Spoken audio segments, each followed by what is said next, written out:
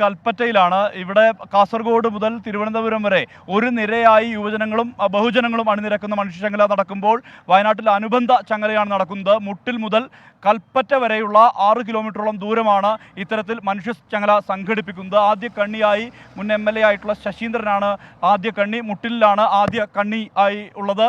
അവസാന കണ്ണി കൽപ്പറ്റയിലാണ്. കൽപ്പറ്റയിൽ CPIM ജില്ലാ secretary P. Gagarin, OR Kelu, MLA അടക്കമുള്ളവർ എത്തിയിട്ടുണ്ട്. ഏറ്റവും പ്രധാനപ്പെട്ട പ്രത്യേകത ഫുട്ബോൾ താരം മുൻ ISL താരമായിട്ടുള്ള സുശാന്ത് മാത്യു ഉൾപ്പെടെയുള്ളവർ ഈ ചങ്ങലയുടെ മനുഷ്യചങ്ങലയുടെ ഭാഗമാകുന്നു എന്നുള്ള പ്രത്യേകതയുണ്ട്.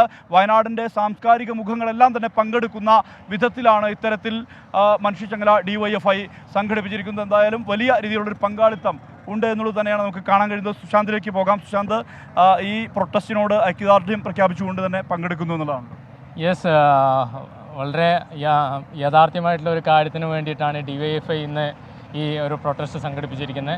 അപ്പോൾ അതിൻ്റെ ഒരു ഭാഗമാവുന്നതിൽ എനിക്ക് വളരെ സന്തോഷമാണുള്ളത്. പ്രത്യേകിച്ച് വയനാടിനോട് പലതരത്തിലും റെയിൽവേ ഉൾപ്പെടെയുള്ള വിഷയങ്ങൾ വയനാട് ഉന്നയിക്കുന്ന കാലങ്ങളായി, അതിനോടൊക്കെ അവഗണന പുലർത്തുന്നു. അത്തരം ആരോപണങ്ങളാണ് ഉന്നയിക്കാനുള്ളത്. യെസ്, നമുക്കറിയാം കാലാകാലങ്ങളായിട്ടുള്ള അവഗണനയാണ് കേന്ദ്രത്തിൻ്റെത്.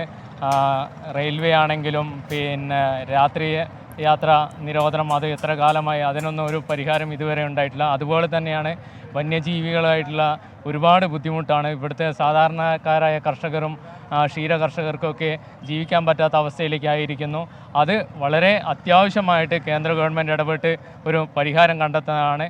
അതിനു വേണ്ടിയിട്ടാണ് മെയിനായിട്ട് എൻ്റെ ഒരു ഈ ഒരു പിന്നെ ഭാഗമായിട്ട് ഞാൻ വന്നിരിക്കുന്നത്.